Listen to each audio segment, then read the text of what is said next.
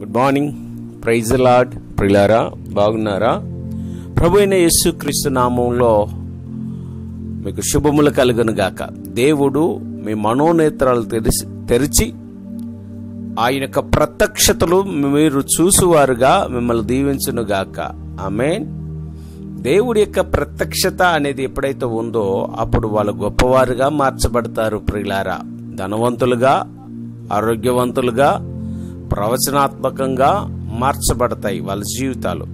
ప్రత్యక్షత అనేది చాలా అవసరం. రెవల్యూషన్ అనేది చాలా అవసరం. ఈ ప్రత్యక్షత గనక ఉంటే నీ జీవితంలో అద్భుతాలు జరుగుతాయి. బలహీనమైన ప్రార్థనలు నువ్వు చేయవు. అందుకని ఎఫెసీయులకు రాసిన పత్రిక 1:22 ఏమంటాడంటే, ప్రత్యక్షత కలిగిన మనసు కావాలని, మన మనోనేత్రాలు వెలిగించబడాలని పౌలులో నుండి పరిశుద్ధాత్మ దేవుడు ప్రార్థన చేస్తూ ఉంటాడు. ఇది అర్థం అవ్వాలి. ప్రియులారా, నేటి ఉదయకాల ధ్యానం నిమిత్తం మనం నిన్న ధ్యానించాం. మనం దేవుని నీతి అయి ఉన్నాం. 2 కొరింథీయులకు రాసిన పత్రిక 5:21 ప్రకారం మనము దేవుని నీతి అయి ఉన్నాము.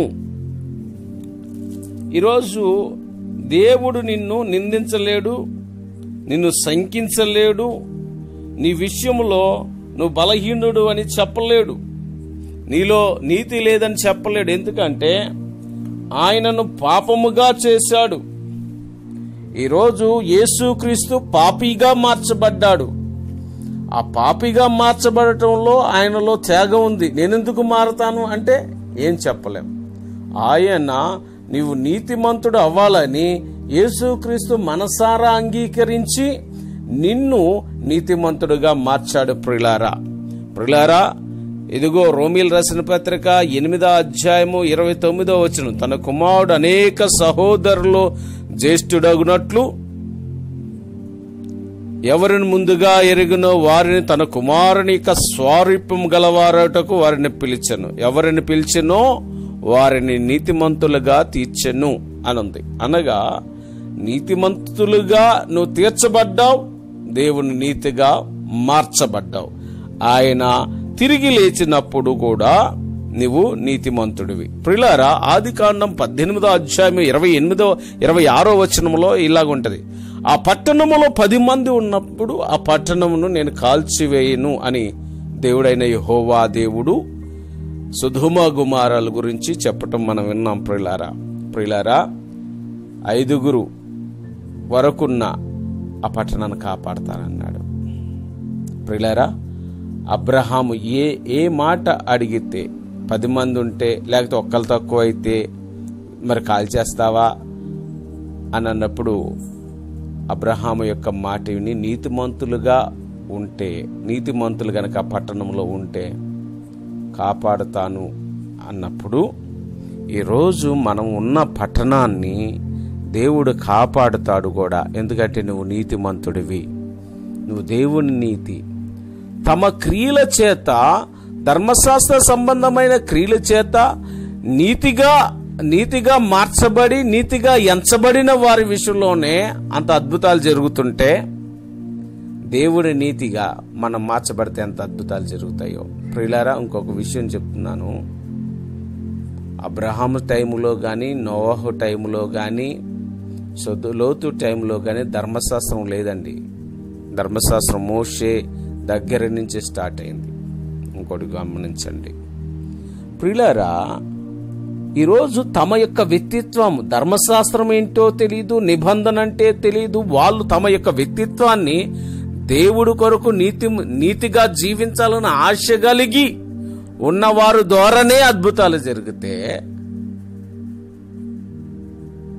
మరి దేవుడు నీతి అయి ఉంటే నీ ద్వారా ఎన్ని అద్భుతాలు జరుగుతాయో ఒకసారి ఆలోచించండి. సొదొమ వైపు దేవుని దూతలు వెళుతున్నప్పుడు అబ్రహాము సంభాషించిన సంభాషణను నువ్వు జ్ఞాపకం చేసుకో. అది ఆదికాండం 18 ఉంటది. ఆ సంభాషణ నీతిమంతుడుంటే కాపాడుతాడంటే, ప్రియులారా, దేవుని నీతి అయి ఉంటే నీ వల్ల ఎన్ని అద్భుతాలు జరుగుతాయి. ఊహిస్తున్నావా? అర్థం చేసుకుంటున్నావా? ప్రియులారా, ఈరోజు నేను చెప్తున్నాను, 2 కొరింథీయులు రాసిన పత్రిక 5వ అధ్యాయము 21వ వచనం ప్రకారము నువ్వు గొప్పవాడివి. అదేదనగా మనం ఆయన యందు దేవుని నీతి అగునట్లు పాపం ఎరగని ఆయనను మన కోసం పాపముగా చేశాను. మనం ఏమయ్యాము? దేవుని నీతి. ఇప్పుడు నువ్వు నీతిమంతుడివి. చూస్తుంటే ఒకసారి ఆదికాండము 6వ అధ్యాయంలోకి వద్దాం ప్రియులారా. మీకు అర్థమై ఉంటుంది ఇప్పుడు ఎందుకైతే మనం వస్తున్నాం. చూడండి, ఈ ఆదికాండములో 6వ అధ్యాయములో నోవాహు అనే ఒక అతను ఉంటాడు. ఆయన నీతిమంతుడు ప్రియులారా. ఇక్కడ గనుక గమనిస్తుంటే 6వ అధ్యాయము 9వ వచనం, నోవాహు వంశావళి ఇదే. నోవాహు నీతిపరుడును తన తరము వారిలో నిందారహితుడయుండెను. ప్రియులారా, మనము నీతిమంతులం కాదు, దేవుని నీతి అయి ఉన్నాం. నీతిమంతుడి కంటే ఒక మెట్టు ఎక్కువ. కృపచేతనే మనం నీతిమంతులంగా తీర్చబడ్డాం. ప్రియులారా, ఒక నీతిమంతుడికి దేవుడు ఏం చెప్తున్నాడంటే, ప్రియులారా, భూమి మీదకి ఉగ్రత వస్తుంది, భూమి బలాత్కారంతో నింపబడి ఉంది. ప్రియులారా, లోకమును చూసినప్పుడు అది చెడిపోయి ఉన్నది అని కనపడినప్పుడు దేవుడు ఏం చెప్తున్నాడంటే, భూమి మీద సమస్త శరీరాలను తమ మార్గములు చెరిపివేసుకుని ఉన్నారు. ఈ స్థితిలో సమస్త శరీరాలను నాశనం చేయాలనుకున్నప్పుడు నోవాహుతో మాట్లాడుతున్నాడు. నీతిమంతుడికి ఆలోచన చెప్తున్నాడు. ఇదిగో వారిని భూమితో కూడా నాశనం చేయుదును, స్థితిసారక మ్రానుతో నీ కొరకు వాడను చేసుకొనము. నీతిమంతుడు ప్రాణాన్ని కాపాడటకు మార్గాలు చూపించే దేవుడు. ఈరోజు దేవుని నీతి అయినప్పుడు నీకు మార్గాన్ని చూపిస్తున్నాడు. ఆమేన్. కెతిరెహే సికెబా రుకొతొరబ సెకెమో రుకొతో. ఇక్కడ ఏదైతే నీళ్లకు తట్టుకుంటుందో, ఏదైతే ఎక్కువ రోజులు ఉంటుందో ఆ యొక్క కర్ర విషయంలో చెప్తున్నాడు. స్థితిసారక మ్రానుతో వాడని చేసుకోమన్నాడు, అరల పెట్టమన్నాడు, లోపల వెలుపల కీలిపోయమన్నాడు. ప్రియులారా, దాన్ని చేసే విధానాన్ని ఇచ్చాడు. ప్రియులారా, ఎన్ని సంవత్సరాలు చేశాడో తెలుసా? ఇతనికి దేవుడు ప్రత్యక్షమైనప్పుడు చూడండి, 5వ అధ్యాయము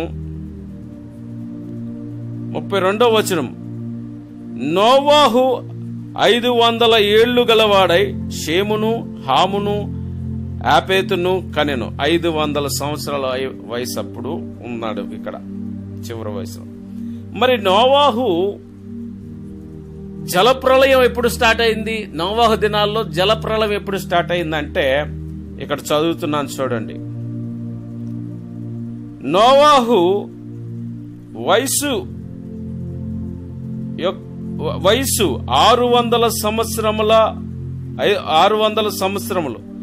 2వ నెల 17వ దినమున మహా అగాధపు జలముల ఊటలన్నీయు ఆ దినమందే విప్పబడెను, ఆకాశ తూములు విప్పబడెను. ప్రియులారా, దయచేసి జ్ఞాపకం చేసుకోండి.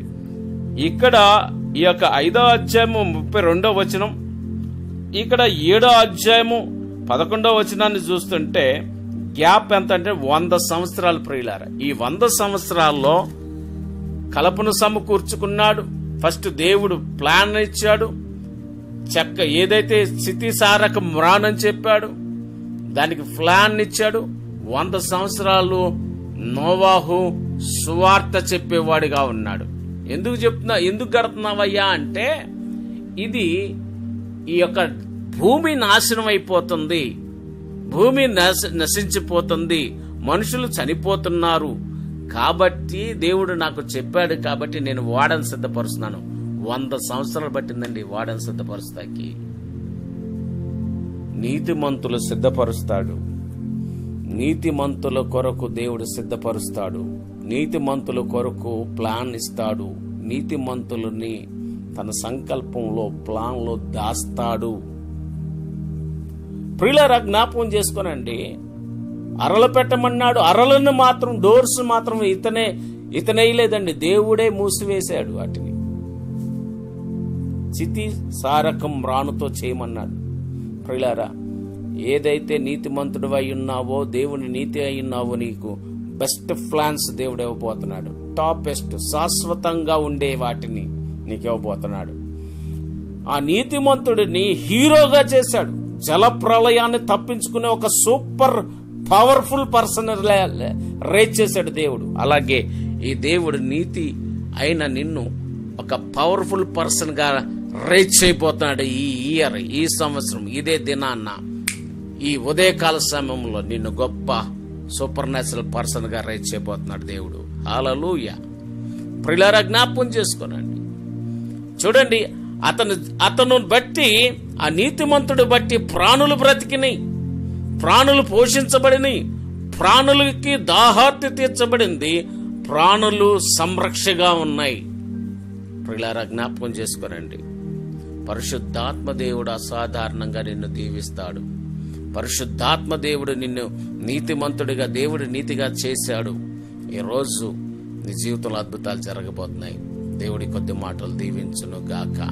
రేపటి దినాన్న మళ్ళీ మాట్లాడుకుందాం. చిన్న ప్రార్థన చేసుకుందాం.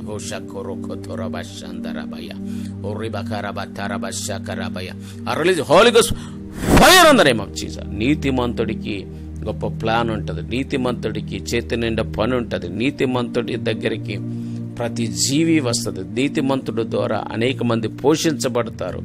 నీతిమంతుడు ఉగ్రత నుండి తప్పించుకుంటాడని నాయనా, ఈ మెసేజ్ ద్వారా నాతో, మాతో, అందరితో మాట్లాడినందుకు వందనాలు, స్తుతులు, స్తోత్రాలు చెల్లిస్తూ యేసు నామములో ప్రార్థిస్తున్నాను తండ్రి. ఆమేన్. God bless you.